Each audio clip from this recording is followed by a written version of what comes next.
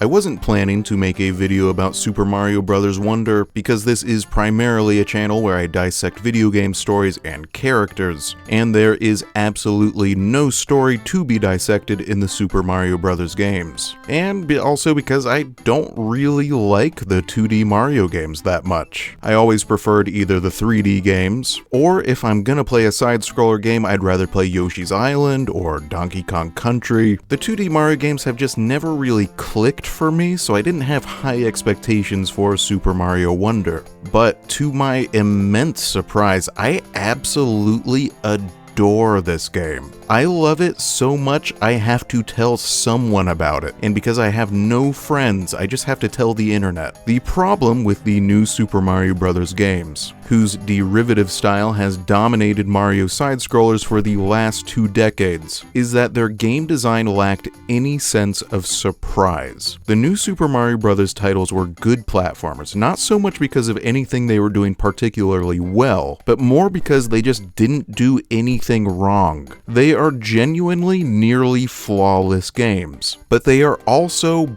boring. They are like diamonds in that you can readily recognize the expertise, the precision, the quality, the weight of institutional knowledge that went into the creation of these games, but uninteresting because it's not visibly different from any other diamond you've ever seen. For better or for worse, it's everything you expect a diamond to be. Whenever I played a level in New Super Mario Bros. U, the most recent entry in the series, I knew exactly what to expect. I knew exactly what kinds of enemies, obstacles, and challenges I would encounter. I was never surprised by them. For better and for worse, it was everything I expected a Mario side-scrolling platformer to be. Super Mario Wonder promised to finally change all that. It has been advertised to be surprising. Its slogan is, "Jump into the unexpected." I was a bit skeptical of these claims. It's been so long since a 2D Mario game did something genuinely unexpected. It was hard to believe Wonder would really be any different. So the big question is, does Wonder actually do something different? Well, the game does have a lot of new enemies and new power-ups that change up the way you play in small ways. There's this new drill power-up that lets you drill into the ceiling of the level to avoid enemies and obstacles, which is pretty cool. There's a new dolphin badge that changes the way Mario moves through the water for the first time since the release of the very first game in the series. Instead of that slow little pathetic flap he usually does, you're able to fly through the water way faster, and the aquatic movement feels so much smoother and more fluid than ever before. There are a lot of new little creative platforming challenges too, like these high-speed rails that zip you across the levels and require really precise reactions and are super duper fun. One of my favorite new little bits is this level where you ride atop a platform whose parts are rapidly disappearing, which you can restore by bouncing into new platform pieces. So the level becomes this manic attempt to dodge deadly obstacles, stay on the shrinking platform, and also keep the platform itself growing all the time to replace the disappearing sections. And again, it's really fun. There are also these new micro levels where instead of just completing a normal sized level full of different platforming challenges, you have to complete just a single teeny tiny challenge. Solving these challenges feels like solving a puzzle, which isn't something I've really encountered in a Mario 2D platformer before. These often force you to use the mechanics in some unexpected little way. There's a genuine sort of aha moment when you figure out the solution that is really satisfying. The level design can be pretty interesting too. For example, the entire desert world is designed as an adventure game instead of as a pure platformer. In all of these levels, you have to explore and investigate and be thorough.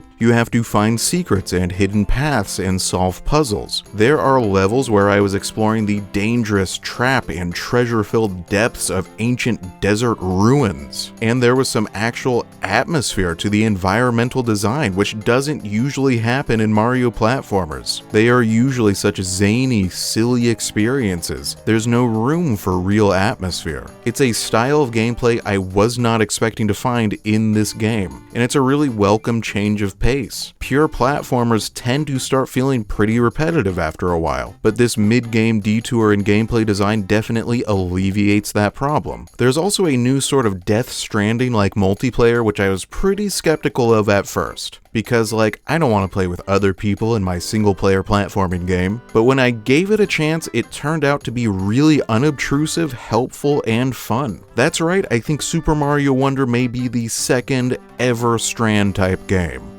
As you navigate levels, you can leave behind little totems wherever you want, which can help save other players when they're about to lose a life. Whenever you're about to die, the game becomes this desperate, mad dash to find and reach the nearest totem, which may or may not be located in a convenient location. I thought this would feel like cheating, but it's actually pretty fun, without making things too easy and save some frustration. You can also encounter these ghosts or shadows of other players, which you can ignore if you don't care about them, or you can race them to the end of the level, or you can even help each other find hidden areas or overcome obstacles. For example, there was this challenge level where I needed to find 5 hidden seeds, but for the life of me, I could not find the last seed. I was bouncing all over the place for what felt like forever, searching for the last hidden platform and just having no luck at all. Then this other player, I guess noticing my trouble, went over to my missing hidden platform and jumped up and down until I noticed. Instead of just completing the level then and there, I decided to pass on the favor. I waited around until another player showed up who was having the exact same problem as me, and so I showed them where the hidden platform was too. This game had created a situation where totally random strangers were helping each other complete an obstacle in a really organic and spontaneous way. It reminded me of the first time I ever played Journey, just random people helping each other out for no reason other than to be helpful. It's something I never would have expected to be doing in a Mario game. It was a really cool moment. So Super Mario Wonder is definitely far more creative and interesting at a moment-to-moment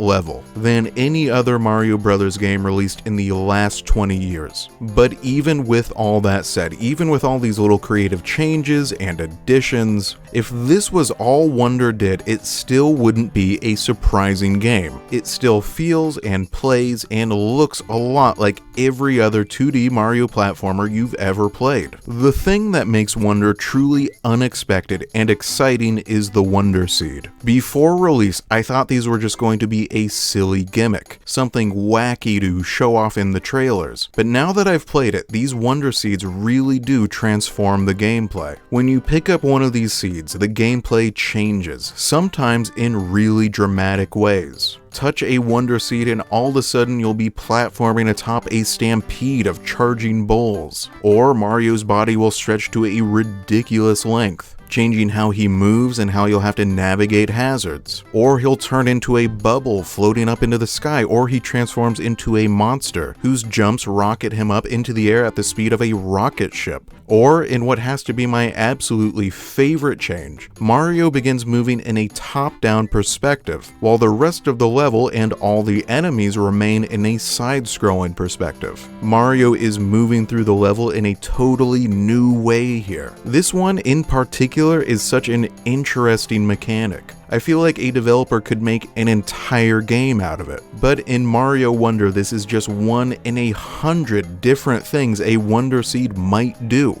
And that's the really important thing about Wonder Seeds. Every single one does something different. You will never see the same transformation twice. There really are 100 of these, and they all feel different. They all feel polished and playable. They all feel fun. They all feel ridiculous. The Wonder Seeds add a sense of surprise to the core of the gameplay, a sense of surprise that has been missing from 2D Mario games for decades. Every single time I touch a new Wonder Seed, I have no clue what is about to happen next. It's impossible to even guess what will happen next. Every time I start a new level in this game, I know that, at least once, I'm going to encounter something totally unexpected. Maybe something I've never seen in a Mario game before. It makes me excited to play more of this game in a way I never felt excited to play any entry in the new Super Mario Bros. Series. I know I'm in the honeymoon phase right now, and once a couple weeks have passed and its flaws become more obvious, my opinion might change, but as of today, I genuinely believe Super Mario Bros. Wonder is the best 2D Mario game ever released, and might be the best Mario game of any kind ever released. It is full of so much fun, creativity, variety, polish, and most of all, surprise. It is an absolute joy to play.